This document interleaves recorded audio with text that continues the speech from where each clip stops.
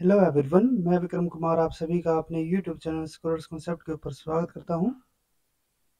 Most repeated concept revision series के अंदर आज हमारा लेक्चर नंबर 48 रहेगा और आज के लेक्चर में हम जो हमारा सेल साइकिल का हमने टॉपिक को स्टार्ट किया था उसी के रिगार्डिंग आज हमारे यहाँ पे सेकंड लेक्चर रहेगा। तो लास्ट लेक्चर के अंदर हमने बात की थी कि जो हमारे यहाँ पे सेल साइकिल होता है वो एक्चुअल में यहाँ पे क्या रहेगा।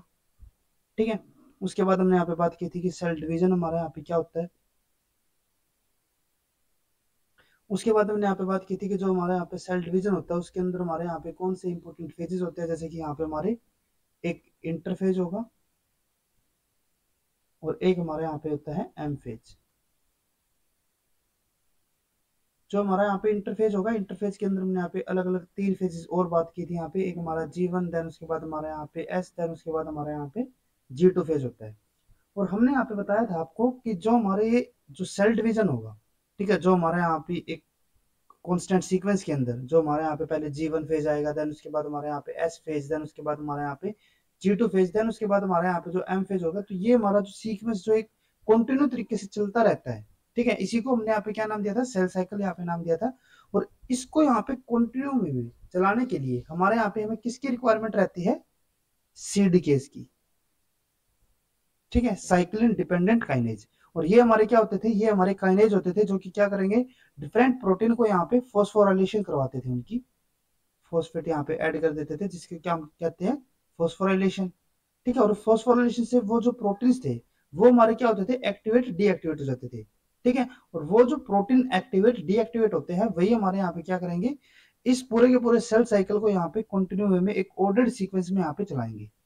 ठीक है, और जो हमारे ये सीडीकेज होते थे इनको हमारे यहाँ पे कौन रेगुलेट करता था, साइक्लिन्स। ठीक है, सीडीके का मतलब क्या होता था, साइक्लिन डिपेंडेंट काइनेज, यानी कि जो हमारे ये सीडीकेज होंगे ये किसके ऊपर डिपेंड होंगे, साइक्लिन्स के ऊपर। ठीक है, तो लास्ट लेक्चर के अंदर हमने यहाँ पे डिफरेंट टाइप के जो हमारे यहाँ पे साइक्लिन्स होते हैं और उसके अलावा हमने बात की थी कि जो हमारे यहाँ पे सेल साइकिल भी है उसके लिए जो हमारे यहाँ पे डिफरेंट टाइप के जो कंट्रोल सिस्टम होते हैं, यानी कि जो सेल साइकिल है उसको रेगुलेट करने के लिए हमारे यहाँ पे डिफरेंट चेक पॉइंट होते हैं, या फिर हम कह सकते हैं कि हमारे यहाँ पे कंट्रोल सिस्टम होते हैं जो कि सेल साइकिल को यहाँ पे रेगुलेट करेंगे। ठीक है, तो उसके लिए हमारे यहाँ पे कौन कौन से साइक्लिन्स होते हैं वो सब हमने लास्ट लेक्चर के अंदर डिस्कस ऑलरेडी किया हुआ है। ठीक है, तो आज के लेक्चर में हम इसी को यहाँ पे कंटिन्यू करके चलेंगे। तो अगर हम यहाँ पे बात करें, जैसे कि हमने लास्ट लेक्चर के अंदर भी आपको बताया था कि हमारे यहाँ पे जो मेरे यहाँ पे हमारे तीन चेक पॉइंट होते हैं। फर्स्ट जो हमारे यहाँ पे होता है G1 to S वाला, ठीक है, देन उसके बाद हमारे यहाँ पे जो M फेज में जब एंट्री होगी उस टाइम पे हमारे यहाँ पे चेक पॉइंट होगा, ठीक है, G2 M हमारा। ठीक है, देन उसके बाद हमारे यहाँ पे एक मेटाफेज टू एनाफेज। ठीक है, जो एम फेज होता है ना उसके अंदर हमने आपको पहले बताया था कि जो हमारा माइटोटिक फेज जो होगा यहाँ पे उसके अंदर हमारे यहाँ पे चार फेजेस और अलग अलग होते हैं, जिसके अंदर हमारा एक मेटाफेज और एक हमारे यहाँ पे एनाफेज भी होगा। ठीक है, जैसे कि एक हमारे यहाँ पे प्रोफेज होगा, then metaphase, then anaphase, then उसके बाद हमारे यहाँ पे टीलोफेज। तो जो मेटाफेज टू एनाफेज जो हमारे यहाँ पे ट्रांजिशन होती है उस टाइम पे भी हमारे यहाँ पे क्या होता है, एक यहाँ पे हमें चेक पॉइंट देखने को मिलेगा। ठीक है, तो ये जो हमारे यहाँ पे तीन इंपॉर्टेंट जो यहाँ पे चेक पॉइंट होते हैं, अगर हम यहाँ पे उन्हीं को एक बार फिर से रिवाइज करके चलते हैं। The first transition point occur in the late G1। ठीक है, जो हमारे यहाँ पे फर्स्ट जो ट्रांजिशन पॉइंट होगा या फिर जो हमारे यहाँ पे चेक पॉइंट होता है वो हमें कहाँ पे देखने को मिलेगा, G1 to S। ठीक है, या फिर हम कह सकते हैं कि लेट G1 फेज के अंदर। ठीक है, और जो हमारे ये लेट G1 के अंदर जो हमारे यहाँ पे चेक पॉइंट होता है उसको हम क्या पॉइंट बोलते हैं, रिस्ट्रिक्शन पॉइंट भी बोल सकते हैं या फिर उसको हम यहाँ पे स्टार्ट पॉइंट भी बोलते हैं। ठीक है, और ये हम क्यों बोल रहे हैं इसको, क्योंकि जैसे कि हमने लास्ट लेक्चर में बताया था कि अगर हमारे यहाँ पे जो J1 to S, अगर ये वाला अगर यहाँ पे हमारा चेक पॉइंट क्लियर हो जाता है, ठीक है, अगर ये वाला जो रिस्ट्रिक्शन पॉइंट है अगर इसको यहाँ पे हम क्लियर कर देंगे तो उसके बाद यहाँ पे जो सेल होगा वो हमारा यहाँ पे डिवाइड होगा ही होगा। ठीक है, जैसे ही हमारा यहाँ पे ये वाला जो चेक पॉइंट है वो क्लियर हो जाएगा तो उसके हमारे यहाँ पे दो दो हमारे यहाँ पे कॉन्सिक्वेंसेस तो जरूर होंगे। पहला क्या होगा कि जो हमारे यहाँ पे डीएनए है वो हमारे यहाँ पे रेप्लिकेट होगा ही होगा। ठीक है, और दूसरा हमारे यहाँ पे जो सेल होगा वो भी हमारे यहाँ पे डिवाइड जरूर ही होगा। ठीक है, once a cell has passed the start it is irreversibly committed to replicating its DNA. ठीक है, इसका यहाँ पे जो डीएनए होगा वो यहाँ पे रेप्लिकेट जरूर होगा and ultimately completing the cell cycle passes through start require the activation of the CDC2 by one or more G1 cyclin whose level rise during late G1. ठीक है, यहाँ पे हमारे CDC2 हमारा यहाँ पे आएगा। ठीक है, जिसकी एक्टिवेशन हमारे यहाँ पे कौन करेंगे, जो हमारे यहाँ पे जीवन साइक्लिन्स होंगे। ठीक है, इसको हम आगे स्टडी करके चलेंगे जब हम कंप्लीट साइकिल को यहाँ पे स्टडी करेंगे ना। जैसे कि हमारे यहाँ पे इंटरफेज हो गया, उसके अंदर जो हमारे यहाँ पे जीवन, उसके बाद हमारे यहाँ पे SG2, इस पूरे साइकिल को भी हम यहाँ पे आगे कंप्लीट करके चलेंगे। अभी हम यहाँ पे खाली एक ओवरव्यू लेके चल रहे हैं। एक माइंड में हमारे यहाँ पे कॉन्सेप्ट होना चाहिए कि जब हम यहाँ पे जीवन फेज को पढ़ेंगे या फिर हम S फेज या फिर G2M फेज को जब हम स्टडी करेंगे, तो उस टाइम पे हमारे यहाँ पे कौन से साइक्लिन, कौन से हमारे यहाँ पे CDC, कौन से हमारे यहाँ पे CDKs आएंगे, तो ये सब हमारे यहाँ पे एक माइंड में जरूर होना चाहिए। ठीक है, तो जैसे कि हमने आपको यहाँ पे बताया कि जब हमारे यहाँ पे स्टार्ट पॉइंट जो होगा उसको पास करने के लिए, उस चेक पॉइंट को यहाँ पे कवर अप करने के लिए यहाँ पे हमारे क्या होंगे, यहाँ पे हमारा एक CDC2 होगा जिसका एक्टिवेशन यहाँ पे जरूरी होगा। और उसका यहाँ पे एक्टिवेशन कौन करवाएगा, जो हमारे यहाँ पे जीवन साइक्लिन्स होंगे। ठीक है, whose level rise during the late जीवन phase। ठीक है, activation of CDC2 by this cyclin leads to the initiation of the replication। और जैसे ही हमारे यहाँ पे जो CDC2 होगा इसका हमारे यहाँ पे एक्टिवेशन हो जाएगा, तो यहाँ पे हमारा क्या होगा, यहाँ पे हमारी रेप्लिकेशन स्टार्ट हो जाएगी। ठीक है, DNA रेप्लिकेशन। ठीक है, the process from G2 to mitosis require the activation of the CDC2 by a different group of cyclin, the mitotic cyclin। अब देखो यहाँ पे ना एक इंपॉर्टेंट चीज यहाँ पे आ रही है। हमने बताया कि जब हमारे यहाँ पे फर्स्ट जो चेक पॉइंट होता है G1 to S फेज के अंदर, ठीक है, तो उसको पास करने के लिए भी यहाँ पे हमारा किसका एक्टिवेशन जरूरी था, CDC2 का जरूरी था। ठीक है, और जब हम G2M फेज के अंदर हम यहाँ पे ट्रांजिशन की बात कर रहे हैं, ठीक है, यानी कि माइटोटिक फेज के अंदर यहाँ पे हम एंट्री कर रहे हैं, तो उस टाइम पे भी हमें यहाँ पे किसकी रिक्वायरमेंट रहेगी, यहाँ पे हमें CDC2 के एक्टिवेशन की रिक्वायरमेंट रहेगी।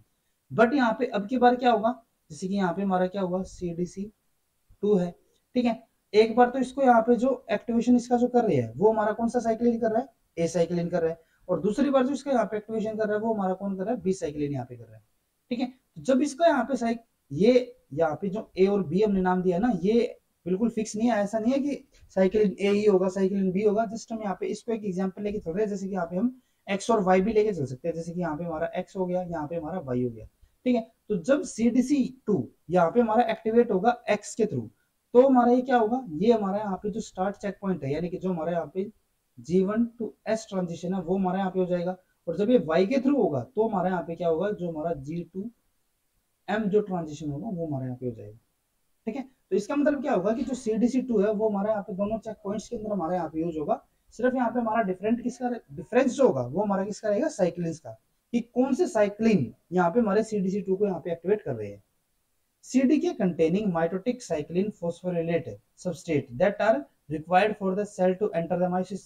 CDK हमारे यहाँ पे क्या करते हैं, जो हमारे यहाँ पे माइटोटिक साइक्लिन होंगे उनको फॉस्फोराइलेट करेंगे। ठीक है, और वो हमारे यहाँ पे क्या करेंगे, जो सेल है उसको माइटोसिस के अंदर एंट्री करने में हेल्प करेंगे।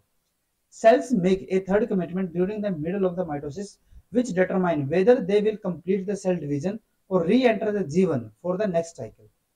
Entry into G1 depend on the rapid decrease in the CDK activity that result from a plungage in the concentration of the mitotic cycline।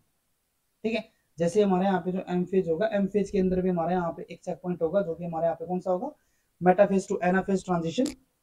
और यहाँ पे हमारा क्या होगा कि जैसे हमारे यहाँ पे माइटोसिस कंप्लीट हो जाएगा, देन उसके बाद क्या होगा कि जो सेल है वो फिर से G1 फेज के अंदर यहाँ पे एंट्री करने के लिए तैयार हो जाएगा।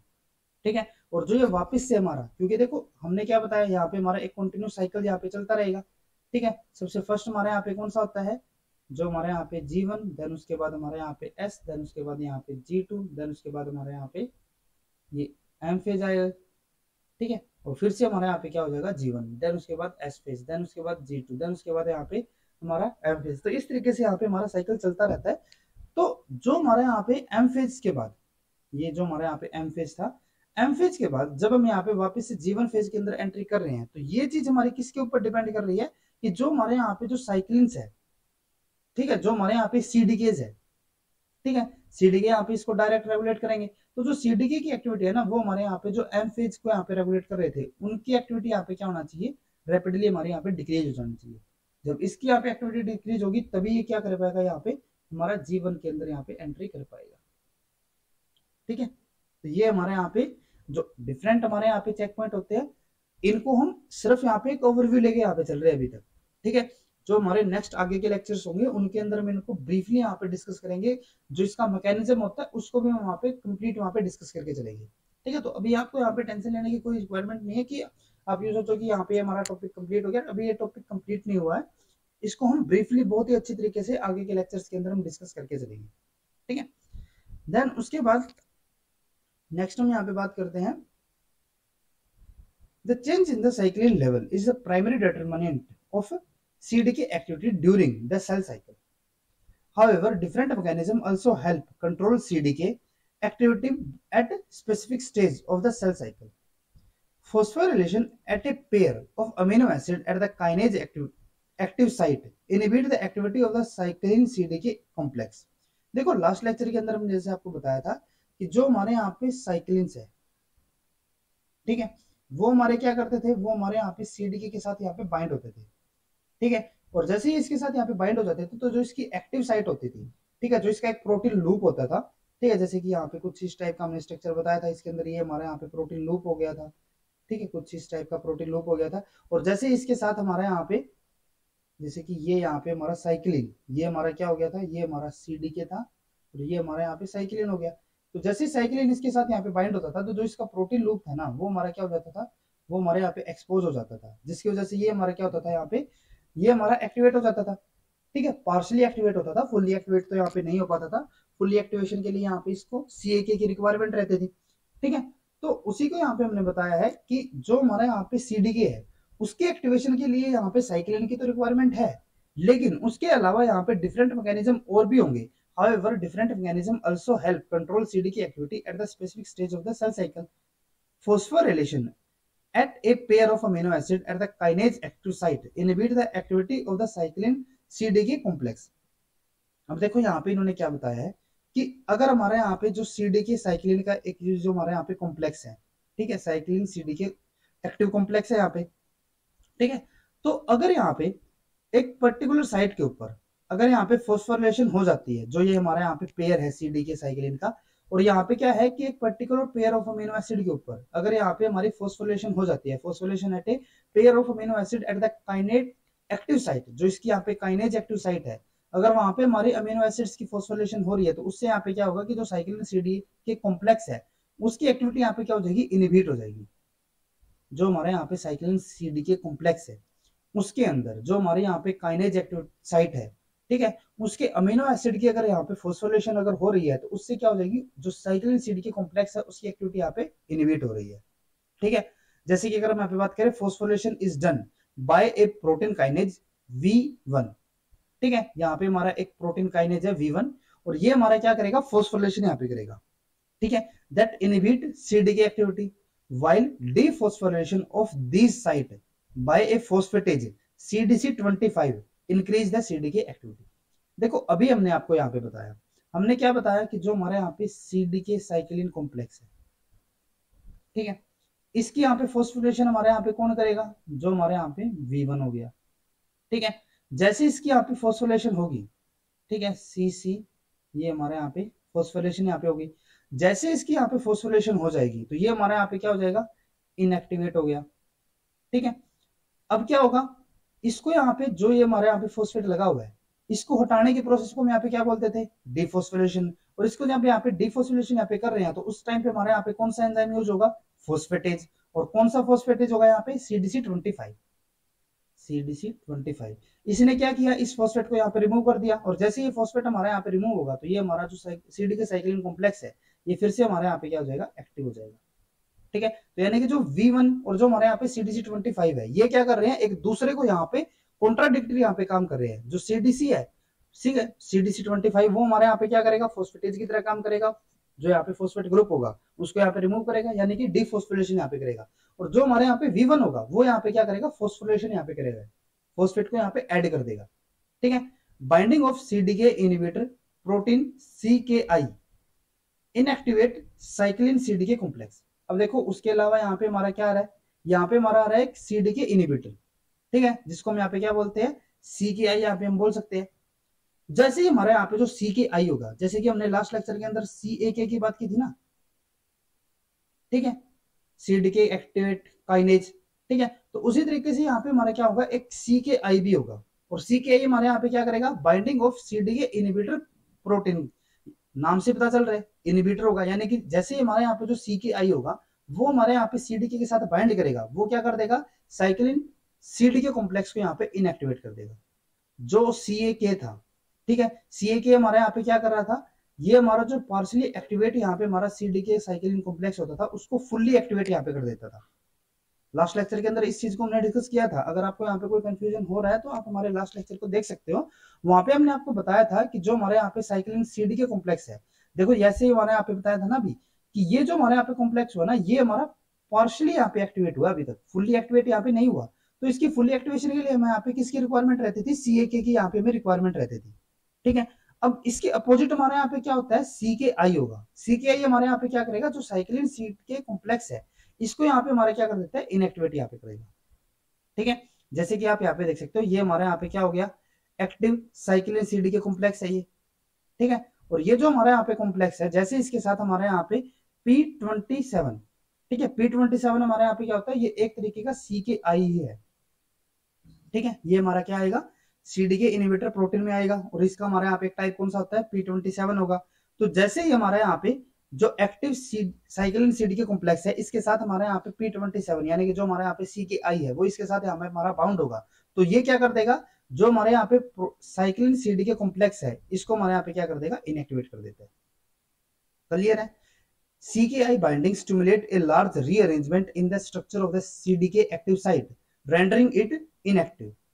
Cell use CKI primarily to help govern the activities of the G1S and SCDK early in the cell cycle. ठीक है, तो ये हमारे यहाँ पे हो जाता है, यहाँ पे आप एग्जाम्पल याद रख सकते हो कि जो हमारे यहाँ पे P27 होगा वो हमारे यहाँ पे क्या होता है, एक तरीके का CKI होगा। ठीक है, यानी कि जो हमारे यहाँ पे CDK होगी उसकी एक्टिविटी को ये क्या कर देगा, यहाँ पे इनएक्टिवेट यहाँ पे कर देते हैं। ठीक है, अब जो हमने यहाँ पे आपको V1 ठीक है, और उसके अलावा यहाँ पे हमारा दूसरा कौन सा होता था, CDC25,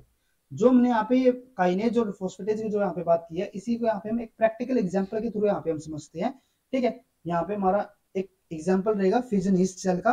तो इसके अंदर जो हमारे यहाँ पे V1 है और जो हमारे यहाँ पे CDC है, इसका हम यहाँ पे प्रैक्टिकल एग्जाम्पल लेके चलेंगे कि इसकी प्रैक्टिकल एप्लीकेशन हमारे यहाँ पे क्या हो सकती है। The fission yeast cycle involve two kinase and one phosphatase, यहाँ पे ये phosphatase आएगा। ठीक है,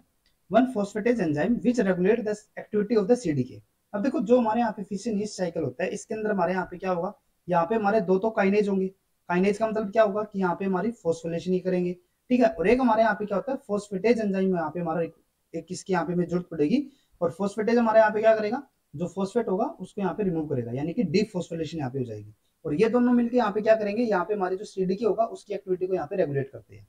ठीक है, और रेगुलेट करके यहाँ पे क्या करेंगे, जो फिशन ईस्ट साइकिल है उसको यहाँ पे कंट्रोल करेंगे। ठीक है, अब यहाँ पे क्या होता है कि जो यहाँ पे हमारा फिशन ईस्ट साइकिल है, इस प्रोसेस के अंदर, in this process the first kinase called CAK, यहाँ पे हमने बताया ना दो काइनेज की यहाँ पे जरूरत पड़ेगी, तो पहला हमारे यहाँ पे जो काइनेज आएगा वो हमारे यहाँ पे कौन सा होता है, CAK। ठीक है, सीडीके एक्टिवेटेड काइनेज, और ये क्या करेगा, अब काइनेज है, काइनेज तो क्या करेगा, फोस्फोलेशन यहाँ पे करेगा। ठीक है, तो यहाँ पे हमारा क्या होता है, जो फर्स्ट काइनेज होगा CAK वो हमारा क्या करेगा, फोस्फोरेट एक critical 309 residue 309 of the CDC2। अब यहाँ पे जो CAK है उसने क्या किया, जो हमारे यहाँ पे CDC2 एंजाइम है, ठीक है, CDC2 एंजाइम का जो 161 पोजीशन के ऊपर, ठीक है, जैसे कि देखो यहाँ पे ये हमारे यहाँ पे CDC2 हो गया, ये हमारा क्या है, काइनेज है, काइनेज यानी कि एंजाइम है, एंजाइम यानी कि प्रोटीन ही है, और प्रोटीन का मतलब क्या होता है कि वो हमारा अमीनो एसिड्स का बना ही होगा।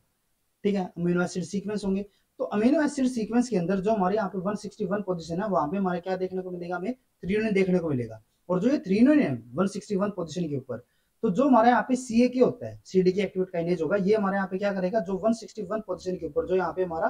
थ्रीओनिन है, ठीक है, उसको ये क्या कर देगा, यहाँ पे फोस्फोलेट यहाँ पे कर देता है, यानी कि इसने यहाँ पे फोस्फोलेट कर दिया, किसने किया, यहाँ पे CAK ने।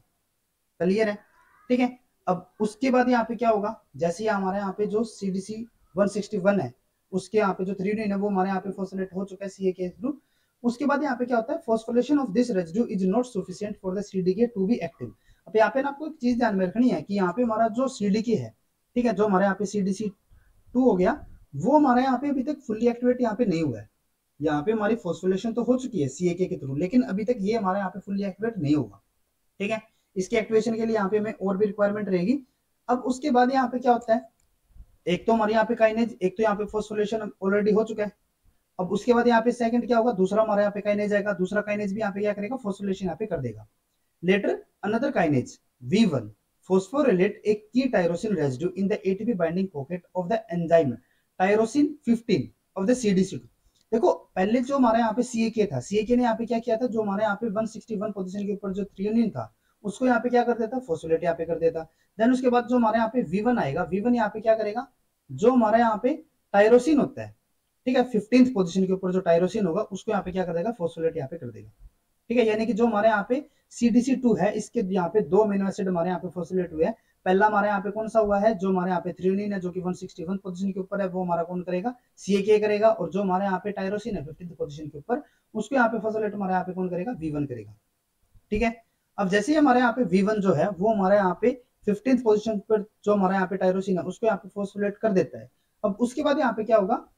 if this residue is phosphorylated the enzyme is inactive regardless of the phosphorylation state of any other residue। अब यहाँ पे आपको चीज ध्यान में रखनी है, यहाँ पे हमने क्या बताया कि जो हमारे यहाँ पे V1 है, V1 ने क्या किया, जो हमारे यहाँ पे 15th पोजीशन के ऊपर जो टायरोसिन है, ठीक है, 15th पे जो हमारे यहाँ पे टायरोसिन हो गया, जैसे इसकी यहाँ पे हमारी फॉस्फोरिलेशन हमारे यहाँ पे हो जाएगी, ये हमारा जो टायरोसिन है इसकी जब हमारे यहाँ पे फॉस्फोरिलेशन हो जाती है तो उसकी वजह से क्या होगा कि जो हमारे यहाँ पे CDC2 है वो हमारा क्या हो जाएगा, इनएक्टिवेट हो जाएगा, एक्टिव नहीं होगा, ये हमारे यहाँ पे क्या होगा, इनएक्टिव होगा। ठीक है, अगर ये हमारे यहाँ पे जो 15th पोजीशन पे अगर ये टायरोसिन अगर हमारे यहाँ पे फॉस्फोलेटेड है, ठीक है, अगर ये हमारे यहाँ पे फॉस्फोलेटेड होगा तो इसको यहाँ पे दूसरे जो हमारे यहाँ पे थ्रियोनिन है, इससे में यहाँ पे कोई मतलब नहीं है कि ये हमारे यहाँ पे फॉस्फोलेट है या फिर नहीं है। अगर ये हमारे यहाँ पे फॉस्फोलेट है तो जो हमारे यहाँ पे CDC2 होगा वो हमारे यहाँ पे कैसा होगा, इनएक्टिव ही होगा। क्लियर है, ठीक है, तो यही हमने आपको यहाँ पे बताया इस लाइन के अंदर भी। यहाँ पे हमने बताया if the residue is phosphorylated the enzyme is inactive regardless of the phosphorylation state of any other residue. In another word, effect of the V1 override the effect of the CAK keeping the CDK in an inactive state. ठीक है, अगर यहाँ पे हमारा V1 अगर यहाँ पे काम कर रहा है तो वहां पे हमारा क्या होगा कि जो CAK है उसका इफेक्ट यहाँ पे ओवरराइड हो जाएगा, वो हमारे यहाँ पे एक्सप्रेस नहीं हो पाएगा। ठीक है, और जो हमारे यहाँ पे CDK है वो हमारे यहाँ पे किस स्टेट में रहेगा, इनएक्टिव स्टेट में रहेगा। Cell with the mutant V1 gene cannot maintain the CDK in an inactive state and divide at an early stage in the cell cycle and produce the smaller cells। अब देखो यहाँ पे हमने क्या बताया कि जो हमारे यहाँ पे V1 है वो यहाँ पे क्या कर रहा है, टायरोसिन 15 को यहाँ पे फॉस्फोलेट कर रहा है, जिससे कि जो CDC2 है वो हमारे यहाँ पे इनएक्टिव है, जिसकी वजह से जो हमारे यहाँ पे CDK होगा वो भी हमारे यहाँ पे कैसे रहेंगे, इनएक्टिव स्टेट में ही रहेंगे। ठीक है, अब एक सेल है, सेल के अंदर क्या है कि जो V1 है वो हमारे यहाँ पे म्यूटेटेड है, अगर ये हमारे यहाँ पे काम नहीं कर पाएगा तो उसका मतलब क्या होगा कि जो हमारे यहाँ पे टायरोसिन 15 है, ठीक है, वो हमारे यहाँ पे फॉस्फोलेट नहीं हो पाएगा। ठीक है, और अगर ये हमारे यहाँ पे फॉस्फोलेट नहीं हो पाता तो उसकी वजह से क्या होगा कि जो हमारे यहाँ पे CDC2 है वो हमारे यहाँ पे कैसा रहेगा, एक्टिव ही रहेगा, क्योंकि इसको इनएक्टिव तो अभी यहाँ पे हम कर नहीं सकते। और अगर ये हमारे यहाँ पे एक्टिव रहता है तो उसकी वजह से यहाँ पे क्या होगा कि जो हमारे यहाँ पे CDK है वो भी हमारे यहाँ पे क्या होंगे, एक्टिव रहेंगे। और जैसे हमारे यहाँ पे CDK अगर एक्टिव यहाँ पे रहेंगे तो उसकी वजह से क्या होगा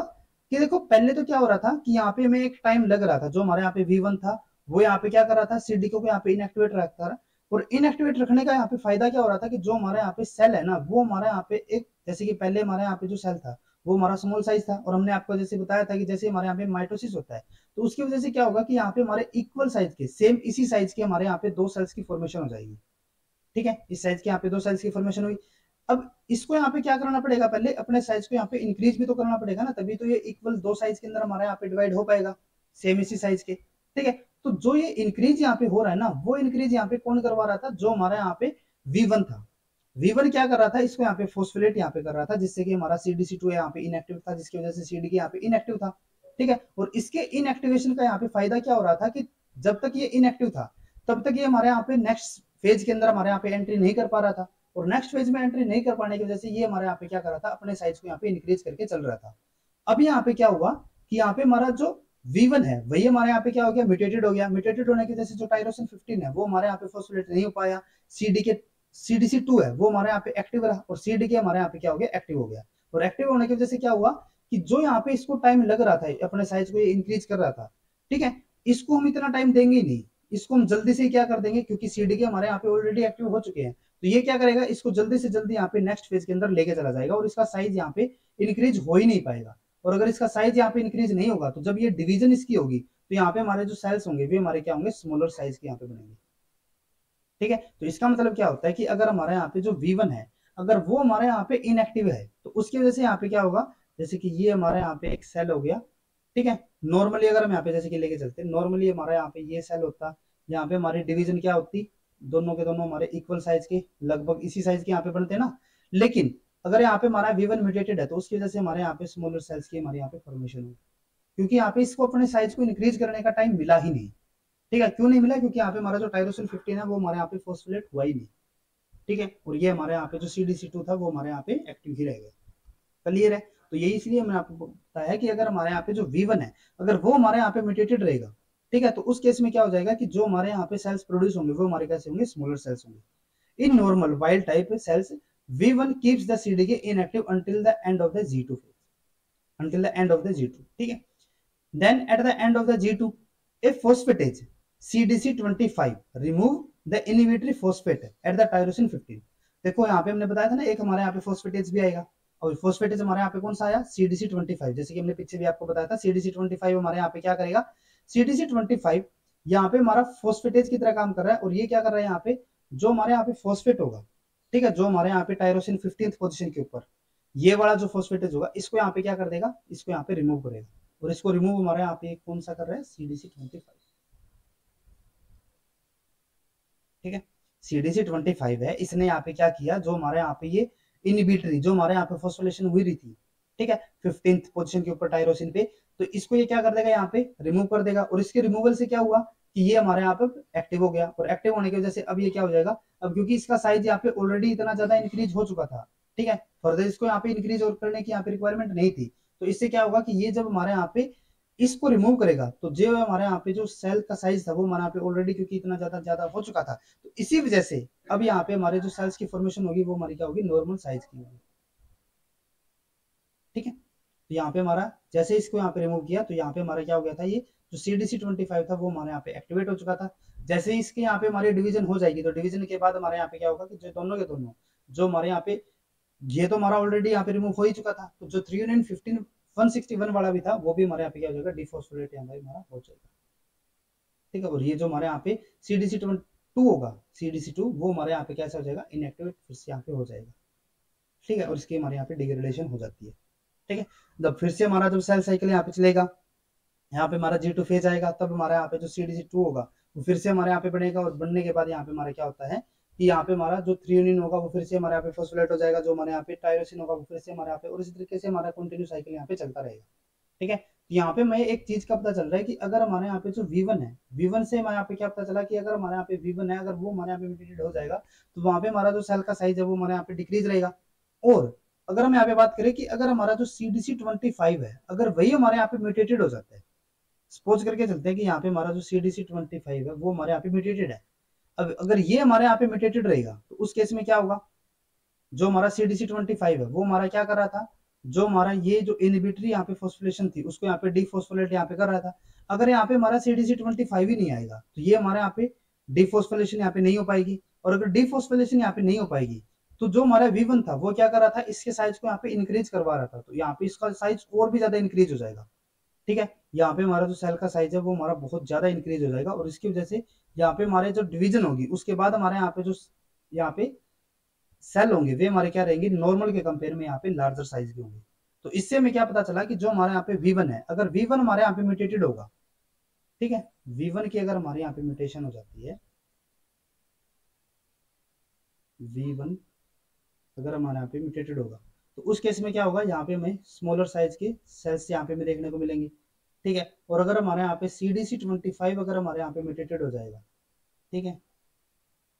अगर हमारा यहाँ पे CDC25 म्यूटेटेड है तो उस केस में क्या होगा, यहाँ पे हमें लार्जर साइज के हमें सेल्स यहाँ पे देखने को मिलेंगे। ठीक है, तो ये हमारे यहाँ पे हो जाते हैं जो हमारा CDC25 और जो हमारे यहाँ पे V1 है वो किस तरीके से यहाँ पे एक दूसरे की एक्टिविटी को यहाँ पे रेगुलेट करेंगे। ठीक है, this removal of the phosphate switch the stored cyclin CDK molecule into the active state, जिससे कि हमारे यहाँ पे क्या हो गया था, जैसे हमारे यहाँ पे डिफॉस्फोरिलेशन हुई थी तो जो हमारा साइक्लिन सीडीके मॉलिक्यूल है वो हमारे यहाँ पे एक्टिवेट हो गया, allowing it to phosphorylate key substrate and drive the yeast cell into the mitosis. Cells with a mutated CDC25 gene cannot remove the inhibitory phosphate from the CDK and cannot enter the mitosis. The activity of the V1 kinase and the CDC25 phosphatase activity determine whether the cell will remain in the G2 or progress into the mitosis. CDK inhibitor, CDK activity, CDK inhibitor, CDK activity can be blocked by variety of inhibitor. For example, in budding yeast, a protein called CIC1 act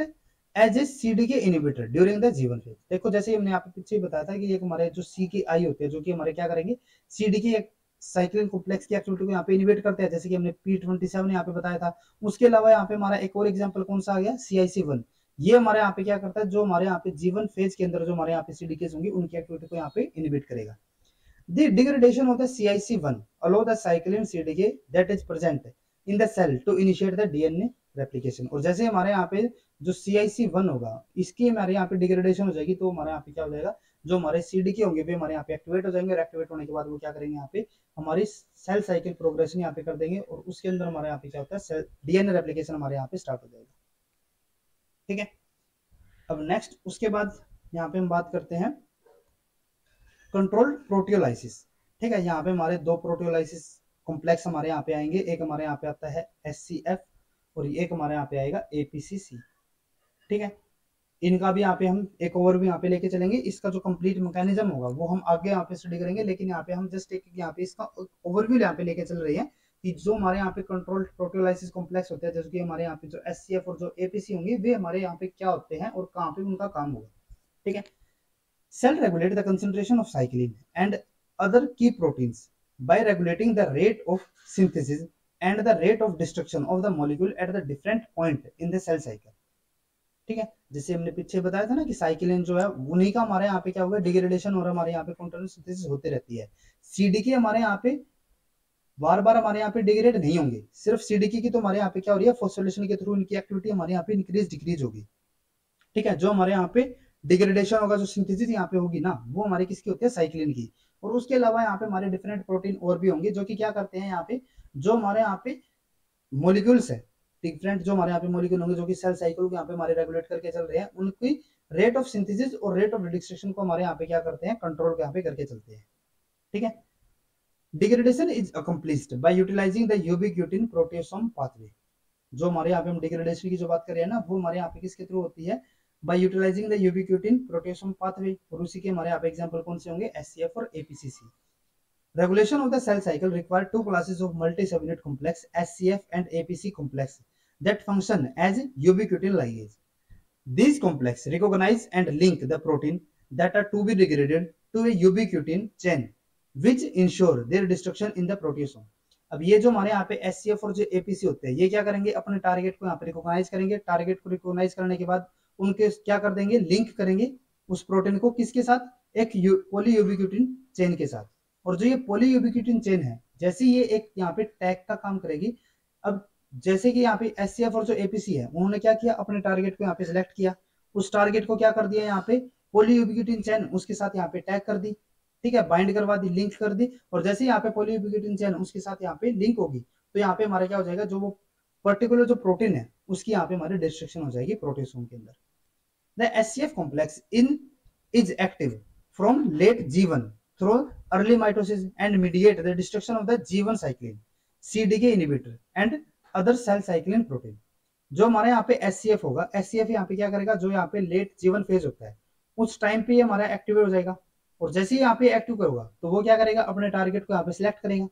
SCF क्या करेगा, late G1 phase के अंदर यहाँ पे हमारा active हुआ, active होने के बाद ये क्या करेगा, जो अपना टारगेट होगा, ठीक है, उसको क्या करेगा, टैग करेगा। टैग करने के बाद उनकी वहां पे क्या हो जाएगी, डिस्ट्रक्शन हो जाएगी। और उसके अंदर हमारी जो डिस्ट्रक्शन हो रही है वो किस किस की होती है, जिसके टारगेट होंगे वो कौन कौन से होंगे, G1 साइक्लिन होंगे, क्योंकि लेट G1 चल रहा है ना, तो G1 वाले को तो यहाँ पे क्या करना पड़ेगा, डिस्ट्रॉय यहाँ पे करना पड़ेगा, तभी तो हमारा नेक्स्ट साइकिल यहाँ पे हमारा स्टार्ट हो पाएगा। उसके अलावा CDK इनिबिटर होंगे, ठीक है, and other cell cycle protein. इनकी यहाँ पे डिग्रेडेशन जो हो रही है लेट G1 के अंदर वो हमारे यहाँ पे कौन करवा रहा है, SCF। These protein become target for an SCF after they are phosphorylated by a protein kinase CDK that regulate the cell cycle। और ये जो हमारे यहाँ पे टारगेट हो रहे हैं ना SCF, इन जो SCF है वो अपने टारगेट को यहाँ पे जो लेट जीवन फेज है उसके अंदर जो अपने टारगेट को जो सिलेक्ट कर रहे हैं ना वो किस ब्याह पे कर रहे हैं, उनकी फॉस्फोरिलेशन के बेसिस पे। ठीक है, mutation that inhibit SCF from mediating proteolysis of key protein such as G1 cyclin और CDK इनहिबिटर CIC1। पीछे भी हमने बताया था ना CIC1 हमारा एक होता है जो कि हमारा जीवन फेज के अंदर हमारा यहाँ पे इनहिबिटर की तरह काम करेगा। ठीक है, can prevent cell from entering the S phase and replicating their DNA। अब जैसे कि हम यहाँ पे सपोज करके चलते हैं कि यहाँ पे हमारा जो SCF है वही हमारे यहाँ पे क्या हो गया, इनएक्टिव हो गया। अब ये इनएक्टिव अगर हुआ, जो हमारे यहाँ पे लेट जीवन फेज के अंदर जो हम यहाँ पे बात कर रहे थे कि जो हमारे यहाँ पे साइक्लिन्स है उनकी हमारे यहाँ पे डिग्रेडेशन हो जानी चाहिए, या फिर जो हमारे CDK इनहिबिटर है उनकी हमारे यहाँ पे डिग्रेडेशन हो जानी चाहिए। SCF क्या करता था, जो हमारे यहाँ पे लेट जीवन साइक्लिन्स है और जो हमारे यहाँ पे सी की आई है यानी कि जो हमारे यहाँ पे CI7 है उनको डिस्ट्रॉय यहाँ पे कर रहा था, डिग्रेडेशन उनकी यहाँ पे कर रहा था। अब अगर यही हमारे यहाँ पे SCF अगर नहीं बनेगा तो इनकी डिग्रेडेशन यहाँ पे नहीं हो पाएगी, और अगर इनकी डिग्रेडेशन यहाँ पे नहीं होगी तो तब तक यहाँ पे हमारा ये जो सेल होगा वो हमारा S फेज के अंदर एंट्री यहाँ पे नहीं कर पाएगा। ठीक है, the APC complex act in mitosis and degrade several key mitotic protein including the mitotic cyclins। Destruction of the mitotic cyclin allow a cell to exit from mitosis and enter a new cell cycle। उसके अलावा यहाँ पे हमारा क्या होता है, APC complex जो होगा वो हमारा मेजरली कहाँ पे यूज होगा, जो हमारी माइटोसिस प्रोसेस होती है, जो हमारा एम फेज होगा। ठीक है, और वहां पे वो क्या करेगा, डिफरेंट टाइप के जो हमारे यहाँ पे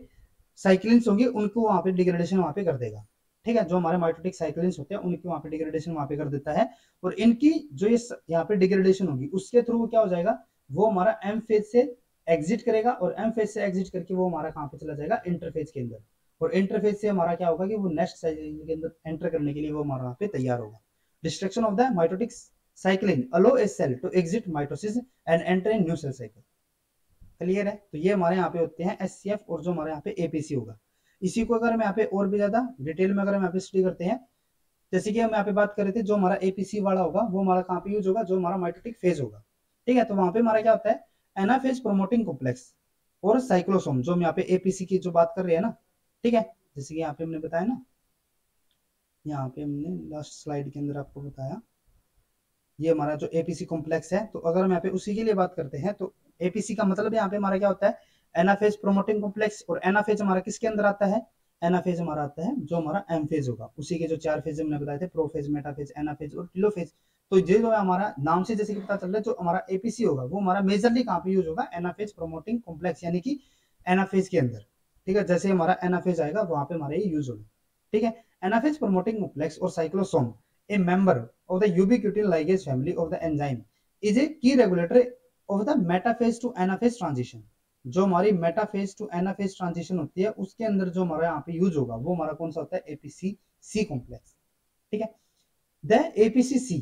catalyzes the ubiquitinization and destruction of the two major type of the protein। जो हमारा जो APC होगा, APC हमारा क्या कर रहा था, डिस्ट्रक्शन यहाँ पे कर रहा था, डिग्रेडेशन यहाँ पे करवा रहा था। और इस जो इसके टारगेट होते हैं ना, वो दो यहाँ पे इंपॉर्टेंट टारगेट होते हैं, दो हमारे यहाँ पे मेजर टाइप के हमारे यहाँ पे प्रोटीन टारगेट होंगे। पहला यहाँ पे कौन सा होता है, the first is the securin which protect the protein linkage that hold sister chromatid pair together in the early mitosis. देखो जैसे कि हम अगर यहाँ पे सेल साइकिल की अगर बात करते हैं तो सेल साइकिल के अंदर जैसे कि हमें पता है कि ये हमारा यहाँ पे एक क्रोमोसोम हो गया। अब क्रोमोसोम इसके हमारे यहाँ पे क्या होती है, रेप्लिकेशन यहाँ पे होती है, तो ये हमारा क्या हो जाता है, यहाँ पे एक सिस्टर क्रोमेटिड इसके साथ यहाँ पे हमारा बाउंड हो गया। ठीक है, एक हमारा ये वाला क्रोमेटिड हो गया, एक हमारा ये वाला यहाँ पे क्रोमेटिड हो गया। अब जैसे हमारे यहाँ पे माइटोसिस होता है, तो माइटोसिस के अंदर हमारे यहाँ पे क्या होगा कि मेटाफेज से अगर हम यहाँ पे बात करें तो मेटाफेज के अंदर क्या होता है, ये हमारे यहाँ पे जो सेंट्रल लाइन होती है उसके अंदर हमारे यहाँ पे लाइन हो जाते हैं। और एनाफेज में क्या होता है कि जो सिस्टर क्रोमेटिड है ना, ये हमारे यहाँ पे एक दूसरे से सेपरेट हो जाती है, इनकी यहाँ पे सेपरेशन हो जाएगी। ठीक है, ये हमारा अलग चला जाएगा और ये वाला हमारे यहाँ पे अलग चला जाता है। ठीक है, ये हमारा कब हो रहा है, जब हम मेटाफेज से एनाफेज के अंदर यहाँ पे एंट्री कर रहे थे। और जो ये हमारा मेटाफेज टू एनाफेज जो चेक पॉइंट होता है ना, वो हमारे यहाँ पे क्या चेक करता है, वो यहाँ पे हमारा यही चेक करेगा कि जो हमारे यहाँ पे सारे के सारे क्रोमोसोम्स है वो हमारे एक लाइन के अंदर यहाँ पे हमारे अलाइन हो चुके हैं या फिर नहीं हुए। क्योंकि अगर वो वहां पे अलाइन नहीं होंगे सेंट्रल लाइन के अंदर, तो जब यहाँ पे इनकी सेपरेशन होगी तो वो हमारे यहाँ पे इरेगुलर या फिर इम्बैलेंसिंग यहाँ पे हमारी सेपरेशन में देखने को मिलेगी, जिससे कि हमारे यहाँ पे म्यूटेशन कोज हो सकती है, न्यूमेरिकल म्यूटेशन यहाँ पे हमें देखने को मिल सकती है।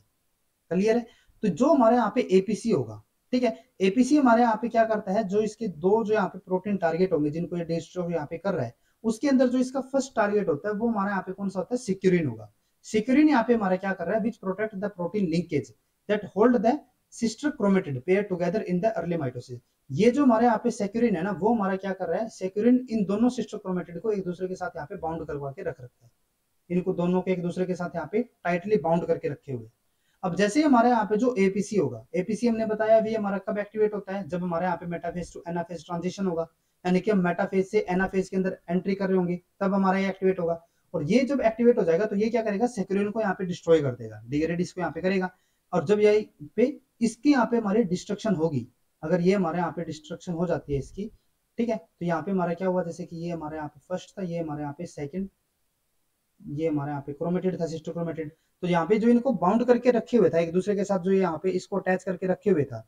ठीक है, जो सेक्यूरिन था, अगर वही हमारे यहाँ पे डिस्ट्रॉय हो जाएगा तो जो हमारे यहाँ पे सिस्टर क्रोमेटिड है वो हमारे यहाँ पे सेपरेट हो जाएंगे इजिली, ठीक है। और ये हमारे इजिली सेपरेशन कब हो रही थी, एनाफेज के अंदर। तो इसका मतलब जो एनाफेज है, एनाफेज को होने के लिए यहाँ पे क्या रिक्वायरमेंट है कि जो सेक्यूरिन है वो हमारे यहाँ पे डिस्ट्रॉय हो जाए, और इसको डिस्ट्रॉय हमारे यहाँ पे कौन करेगा, जो हमारे यहाँ पे एपीसी होगा, ठीक है। Destruction of the saccharin in the metaphase activate a protease that separate the sister and unleash the anaphase. The S and M cyclin are the second major target of the APC। और जो हमारे यहाँ पे APC है, हमने बताया ना इसके हमारे यहाँ पे दो टारगेट होते हैं। पहला तो हमारे यहाँ पे कौन सा हो गया, जो हमारे यहाँ पे सैकरिन होगा, और सेकंड हमारे यहाँ पे जिसका टारगेट होगा वो हमारे यहाँ पे कौन से होते हैं, जो हमारे यहाँ पे S और M फेज साइक्लिन होंगे, ठीक है। Destroying these cyclin inactivate most CDK in the cell. As a result, many protein phosphorylate by CDK from S phase to early mitosis are dephosphorylated by various phosphatase in the anaphase cell. This dephosphorylation of the CDK target is required for the completion of the M phase. देखो अब यहाँ पे ना एक और चीज आती है कि जो हमारे यहाँ पे एपीसी है वो हमारे यहाँ पे सेक्रेन को तो यहाँ पे डीएक्टिवेट कर ही रहा था, उसको तो यहाँ पे डिस्ट्रॉय कर ही रहा था। उसके अलावा ये क्या कर रहा है कि जो हमारे यहाँ पे एस फेज और जो एम फेज के जो हमारे यहाँ पे साइक्लिन्स भी होंगे उनको भी यहाँ पे क्या कर देगा, डिस्ट्रॉय यहाँ पे कर देगा, ठीक है। और इसका मतलब क्या होगा कि जो हमारे यहाँ पे एम फेज तक जितने भी हमारे यहाँ पे जो हमारे सीडीकेस वगैरह थे, जो हमारे यहाँ पे सेल डिवीजन के अंदर हेल्प कर रहे थे, वो सबको ये क्या कर देगा, यहाँ पे डिस्ट्रॉय यहाँ पे कर देगा। और उनकी डिस्ट्रक्शन से क्या होगा कि अब यहाँ पे हमारे कोई फर्दर साइकिल हमारे यहाँ पे एक्टिवेट नहीं रहेंगे, और उससे क्या होगा कि जो हमारे यहाँ पे सेल साइकिल है, जो यहाँ पे जो हमारे यहाँ पे सेल डिवीजन है वो हमारे यहाँ पे कंप्लीट हो चुकी है, और अब ये किसी दूसरे सेल साइकिल के अंदर यानी कि दूसरे सेल डिवीजन के अंदर ये एंट्री करने के लिए यहाँ पे आप तैयार है, यानी कि न्यू सेल साइकिल के अंदर ये अब दोबारा से यहाँ पे हमारा जो सेल होगा वो हमारा डिवीजन के लिए तैयार होगा, ठीक है। जो पहले वाले जितने भी यहाँ पे हमारे सेल डिवीजन के लिए हमारे यहाँ पे प्रोटीन रिक्वायर्ड थे वो हमारे यहाँ पे क्या हो जाएंगे, डिस्ट्रॉय हो जाएंगे, और नेक्स्ट साइकिल के लिए हमारे यहाँ पे अब सिंथेसिस यहाँ पे स्टार्ट हो जाएगी, ठीक है। After its activation in the mid mitosis, the APCC remain active in the G1 to provide a stable period of the CDK inactivity. When G1S CDK is activated in the late G1, the APCC is turned off, thereby allowing the cyclin accumulation in the next cycle. और ये जो हमारे यहाँ पे APCC है ना, ठीक है, ये हमारा जैसे कि एम फेज में तो ये हमारा यहाँ पे एक्टिवेट था ही, नेक्स्ट साइकिल के लिए जो हमारे यहाँ पे जीवन फेज होगा ना वहां पे भी ये हमारा कुछ टाइम के लिए एक्टिवेट रहेगा ही, ठीक है। और उसके बाद ये क्या हो जाएगा, हमारे यहाँ पे इनएक्टिव हो जाएगा। इनएक्टिवेट होने के बाद तभी तो हमारे यहाँ पे जो सेक्यूरिन होगा वो हमारे यहाँ पे एक्टिवेट हो पाएगा, एक्यूमुलेट हो पाएगा, और एक्यूमुलेट होने के बाद जो हमारे यहाँ पे सिस्टर क्रोमेटिड है उनको यहाँ पे बाउंड कर पाएगा, ठीक है। तो इस तरीके से जो हमारे यहाँ पे एपीसी होगा वो हमारे यहाँ पे क्या होता है, वो हमारा एम फेज में यहाँ पे एक्टिवेट होगा, और वो हमारा G1 टू S फेज तक हमारे यहाँ पे एक्टिवेट रहेगा, ठीक है। उसके बाद वो हमारा वहाँ पे इनएक्टिवेट हो जाएगा, और इनएक्टिवेट होने के बाद वो क्या कर लेगा, वहाँ पे नेक्स्ट साइकिल को यहाँ पे रेगुलेट करेगा, उसको वहाँ पे वो ट्रांसमिट कर देगा, ठीक है, यानी कि उसको वहाँ पे कंटिन्यू रखेगा, ठीक है। उसके अलावा अगर हम यहाँ पे बात करते हैं SCF के लिए, SCF is the another ubiquitin ligase used in the cell cycle control system. It's major role in the cell cycle is to ubiquitin certain CKI protein in the late G1 and help the control of the activation of the SCDK and the DNA replication। जैसे कि हमने पीछे भी आपको बताया था SCIC1 वाला example. SCF is also responsible for the destruction of the G1S cyclin in the early S phase, ठीक है। देन उसके बाद यहाँ पे जैसे कि स्ट्रक्चर के अंदर देख सकते हो कि जो हमारे यहाँ पे APC है वो हमारे यहाँ पे किस तरीके से काम करता है। APCC and the SCF are both large multi-subunit complex but they are regulated differently। APC की अगर हम यहाँ पे बात करते हैं तो उसका यहाँ पे जो मैकेनिज्म ऑफ एक्शन रहता है वो हमारा किस तरीके से रहेगा। APC activity changes during cell cycle primarily due to change in its association with the activating subunit। either CDC20 in the mid mitosis or CDH1 from the late mitosis through early G1 which help the APC recognize its target protein। अब जो हमारे यहाँ पे APCC हो गया, ठीक है, इसको यहाँ पे रेगुलेट करने के लिए हमारे यहाँ पे जो प्रोटीन्स की रिक्वायरमेंट रहेगी वो हमारे यहाँ पे कौन से होते हैं, एक तो हमारे यहाँ पे होगा CDC20, ठीक है, एक तो हमारे यहाँ पे होगा CDC20 और दूसरा हमारे यहाँ पे होता है CDH1। अब ना आपको यहाँ पे एक चीज ध्यान में रखनी है कि हमारे यहाँ पे 3 CDC हमारे यहाँ पे यूज हो चुके हैं। एक तो हमारा हुआ था CDC2, एक हमारे यहाँ पे हुआ था CDC25 और एक हमारे यहाँ पे हो गया CDC20। तो इनके अलग अलग जगह पे रोल है, तो आपको यहाँ पे ध्यान में रखना है कि जो हमारे यहाँ पे CDC20 होगा वो हमारे यहाँ पे किसको रेगुलेट करेगा, APCC को, ठीक है। जैसे कि आप यहाँ पे देख सकते हो, ये हमारे यहाँ पे CD के एम साइक्लिन हो गया, यहाँ पे हमारा क्या था, यहाँ पे हमारा इनएक्टिव APC था,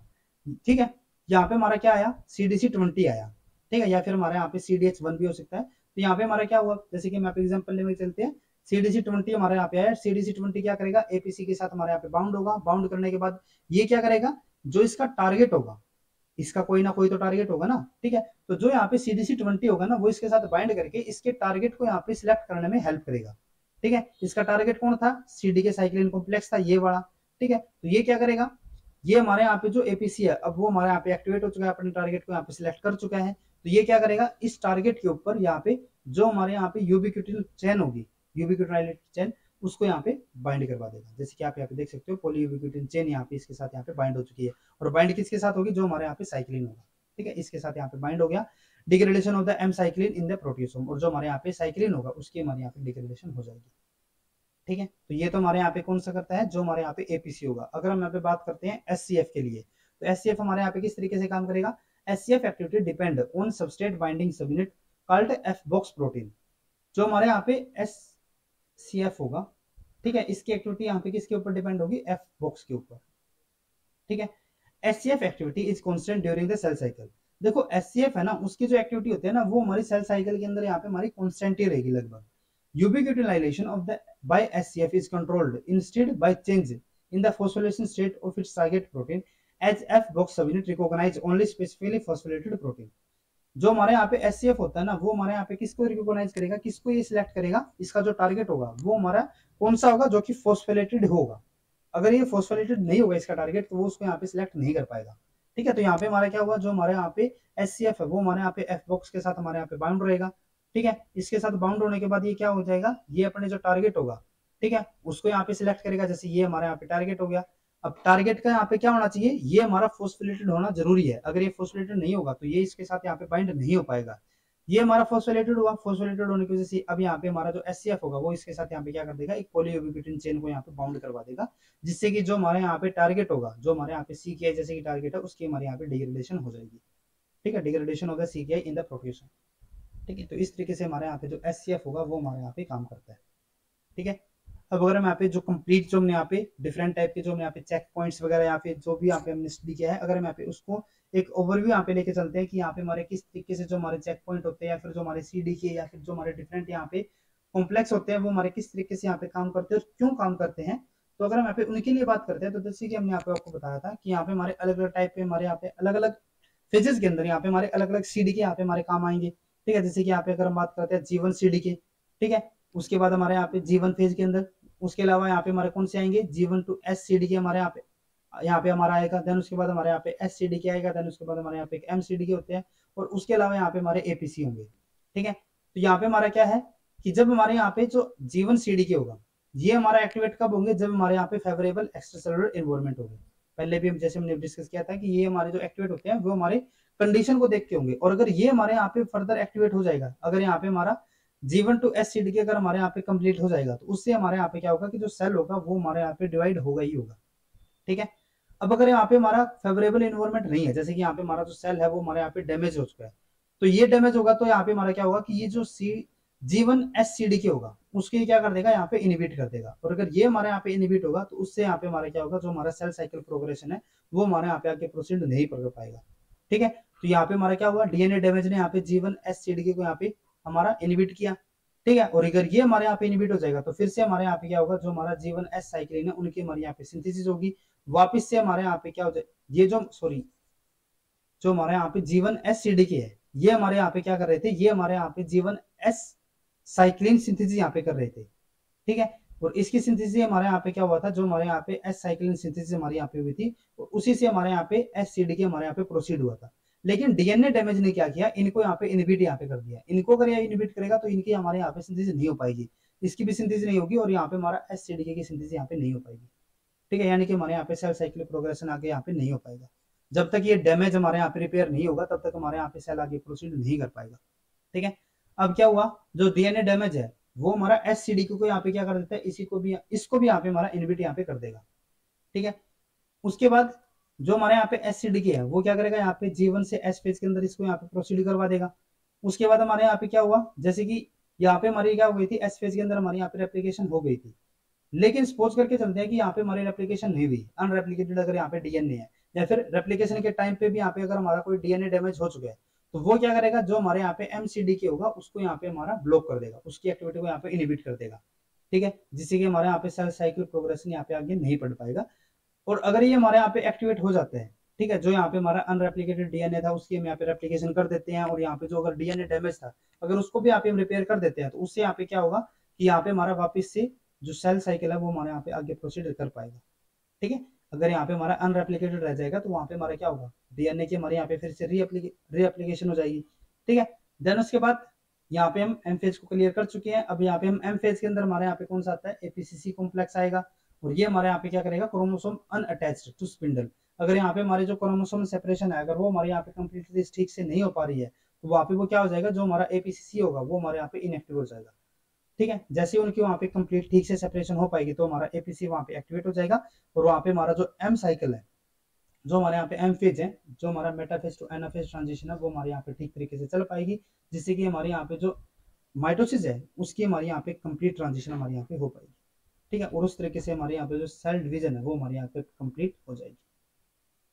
ठीक है, तो ये जो हमने यहाँ पे दो लेक्चर्स, जो हमने यहाँ पे लास्ट जो हमारा प्रीवियस लेक्चर था और आज का जो हमारा लेक्चर था, इन दोनों लेक्चर्स के थ्रू हमने यहाँ पे स्टडी किया है कि जो हमारे यहाँ पे सेल साइकिल है वो हमारे यहाँ पे किस तरीके से प्रोसीड करता है, और उसका एक यहाँ पे हमने जस्ट एक ओवरव्यू यहाँ पे ले लिया है। ठीक है, अब हम जो हमारा नेक्स्ट जो लेक्चर होगा उसके अंदर हम पर्टिकुलर जो यहाँ पे जो सेल साइकिल हमारे यहाँ पे रहता है, जिसके अंदर हमारे जो G1 फेज होगा, एस फेज होगा, G2 फेज होगा, एम फेज होगा, उनको हम सेपरेटली यहाँ पे स्टडी करके चलेंगे, और उनके अंदर हम देखेंगे कि कौन कौन से हमारे यहाँ पे जो सीडी की है उनकी एक्टिविटी यहाँ पे किस तरीके से हमारी रेगुलेट हो रही है, कौन से हमारे यहाँ पे कॉम्प्लेक्स काम कर रहे हैं। ठीक है, वो सब हम नेक्स्ट लेक्चर से यहाँ पे स्टडी करके चलेंगे, उनको वन बाय वन हम यहाँ पे टारगेट करके चलेंगे। ठीक है, एक एक फेज को हम वहाँ पे स्टडी करेंगे, और उसके अंदर हमारे कौन कौन से यहाँ पे मैकेनिज्म काम करते हैं उनको हम नेक्स्ट लेक्चर के अंदर यहाँ पे स्टडी करके चलेंगे। ठीक है, तो आज के लेक्चर में बस इतना ही। अगर आपको इस टॉपिक के बारे में अगर और भी ज्यादा डिटेल में अगर आपको यहाँ पे स्टडी करना हो तो आप अल्बर्ट की जो यहाँ पे बुक रहती है molecular biology of the cell, आप वहां से स्टडी कर सकते हो। आज का जो हमारे यहाँ पे डायग्राम्स वगैरह भी हमने जो लिए है, यहाँ पे जो कंटेंट भी है वो हमने यहाँ पे इसी बुक से लिया है, और उसके अलावा यहाँ पे हमने जो सेकंड बुक यहाँ पे यूज की है वो हमारे यहाँ पे है जी काप की जो यहाँ पे बुक होती है, cell and molecular biology concept and experiment. तो अगर आपको इस